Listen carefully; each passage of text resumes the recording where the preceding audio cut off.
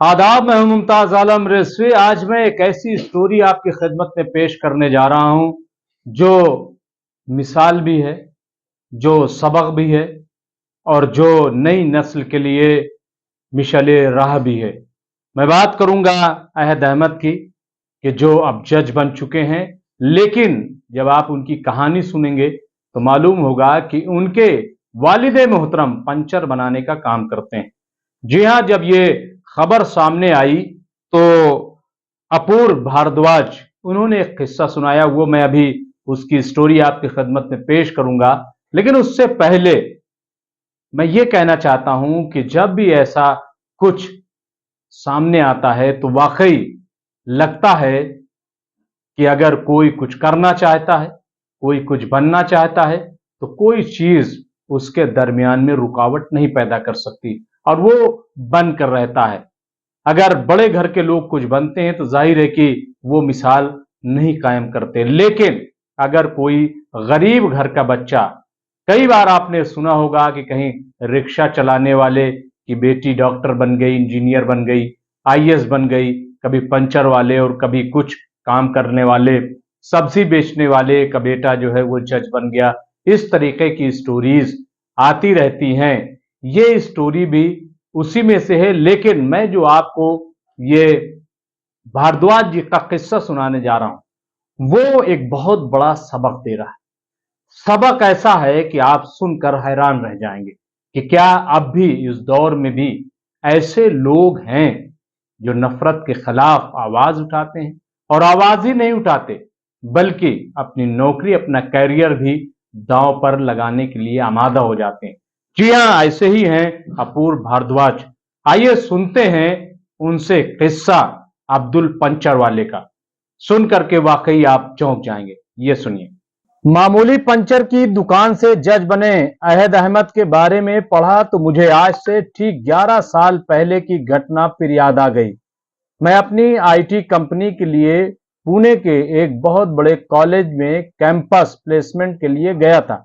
मेरे साथ 5 लोग और थे और मैं उनमें सबसे ज्यादा सीनियर था, इसलिए मेरे पास वीटो पावर था। उस प्लेसमेंट में करीब 300 स्टूडेंट शामिल थे और हमें कुल जमा 5 लोग ही लेने थे, इसलिए 3 कठिन रिमूवल राउंड रखे थे ताकि फाइनल इंटरव्यू के लिए केवल क्रीम ही आ सकें। तीनों राउंड के बाद केवल 30 स्टूडेंट्स ही बचे थे, इसलिए हम 6 लोगों ने 2 पैनल बना लिए और ताकि हम 10 स्टूडेंट का सिलेक्शन करके एक क्रॉस पैनल इंटरव्यू करके फाइनल 5 का सिलेक्शन कर लें। इंटरव्यू के दौरान मेरे पैनल के सामने साहिल खान आए। उन्होंने मेरे हर तकनीकी सवाल का बड़े अच्छे से उत्तर दिया और बंदे का कॉन्फिडेंस, इंग्लिश और एटीट्यूड बढ़िया था, इसलिए हमने उसका नाम क्रॉस राउंड के लिए बढ़ा दिया ताकि दूसरा पैनल भी साहिल का एस्टिमेशन कर ले। जब फाइनल 5 की लिस्ट मेरे सामने आई तो उसमें साहिल का नाम नहीं था। मैं हैरान हो गया और दूसरे पैनल वालों से पूछा कि साहिल को किस बेस पर रिजेक्ट किया। तो तीनों पैनलिस्ट एक साथ बोले, सर, कमी काम में नहीं है, नाम में है। हमें ऐसे लोगों से दूर रहना चाहिए। इनका क्या भरोसा, कब क्या कर दें। आपको पता है कि WTC में क्या हुआ था? मैं अवाक था। मुझे गुस्से से ज्यादा इस बात का दुख था कि मैं किस तरह के लोगों के साथ काम कर रहा था। मैंने तत्काल अपने वीपी को मेल लिखकर इस डिसीजन के खिलाफ वीटो कर दिया और यह भी लिख दिया कि अगर यह डिसीजन वापस नहीं लिया गया तो मेरे इस मेल को मेरा फाइनल मेल समझा जाए। मैं ऐसी कंपनी के साथ काम नहीं कर सकता जहां योग्यता नहीं, धर्म के आधार पर लोगों का चयन किया जाता है। मेरे इस निर्णय के बाद हड़कंप मच गया। मैं सिलेक्शन प्रोसेस छोड़कर अपना मोबाइल बंद कर स्टूडेंट से बातचीत करने चला गया। मेरे ब्लैकबेरी पर धड़ाधड़ मेल आ रहे थे और मैं साहिल और बाकी 29 स्टूडेंट से अपने एक्सपीरियंस शेयर कर रहा था। इतने में मेरी एक कलीग आई कि सर, वीपी सर का फोन है, आपका फोन बंद है, बहुत अर्जेंट है। वीपी ने बोला कि कंपनी आपके साथ खड़ी है, आपका जो डिसीजन होगा वो फाइनल होगा। फिर मैंने 5 की जगह 6 लोगों के नाम पर ऑफर लेटर बनाया और मुंबई वापस आ गया। ये बात हम 6 लोगों के अलावा किसी और को नहीं पता थी, लेकिन न जाने कैसे ये बात वहां के प्लेसमेंट हेड को कैसे पता चल गई और उनके थ्रू साहिल को पता चल गया। जब साहिल कंपनी ज्वाइन करने आया तो वो मुझसे मिलने के लिए दिन भर वेट करता रहा।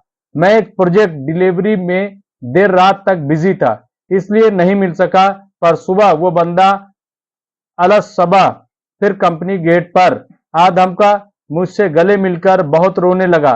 बोला, सर मुझे सब पता चल गया है। मैं बोला, यार क्यों रो रहे हो? मैंने तुम पर कोई एहसान नहीं किया। It's part of my job, just chill and relax, you deserve it. वो बोला, सर आप नहीं जानते मेरे अब्बा ने मुझे कितनी मेहनत से पढ़ाया है। उन्होंने अपना सब कुछ मेरे पीछे दांव पर लगा दिया था। इसके लिए उन्होंने लोगों से दिन रात गालियां सुनी। उनकी जिद थी कि मेरा बेटा मेरा काम कतई नहीं करेगा। आपने मेरा नहीं, मेरे पापा का सिलेक्शन किया है।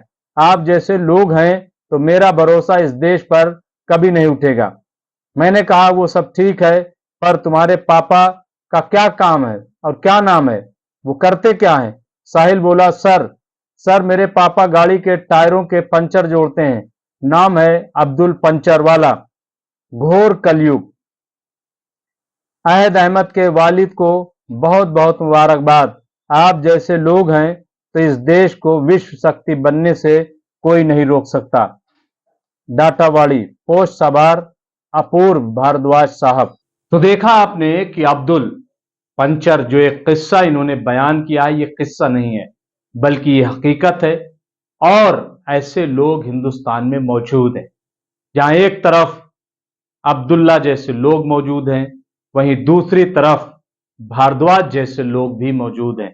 और इसीलिए एक उम्मीद की किरण पैदा होती है, उम्मीद जगती है कि ये देश जरूर आने वाले दिनों में एक दुनिया के सामने मिसाल बनकर खड़ा होगा।